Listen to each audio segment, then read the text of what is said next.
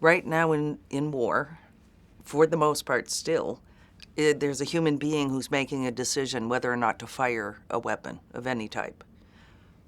If robotics were allowed to fully develop and they were autonomous, killer robots, as I like to call them, they would be able to be programmed, set free, and make the decisions about when, where, who, and how to attack. A number of governments, including the United States, are very excited about moving in this direction, very excited about taking the soldier off the battlefield and putting machines on the battlefield, thereby lowering casualties. There's nothing in artificial intelligence or robotics that could discriminate between a combatant and a civilian. It would be impossible to tell the difference between a little girl pointing an ice cream at a robot or someone pointing a rifle at it. Killer robots don't exist yet.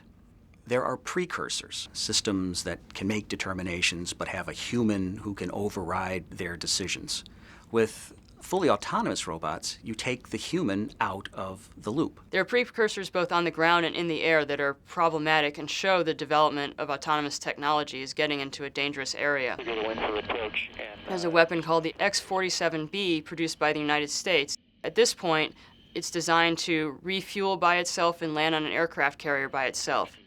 However, it is also designed to carry weapons, and if it can eventually fly by itself, as is intended, it would also be able to identify targets and launch its weapons without any human interference.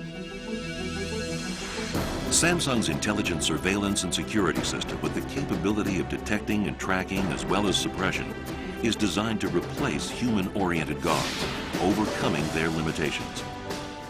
On the ground, there is a Sentry robot used by South Korea and Israel. The Sentry operates by identifying people that enter a certain area. It then asks permission of a soldier back at base whether it should fire or not. If the soldier grants that permission, it shoots the individual.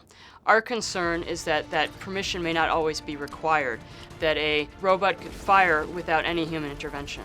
If a robot goes wrong, who's accountable? It certainly won't be the robot, but it could be the commander who sent it off, could be the manufacturer, it could be the programmer who programmed the mission.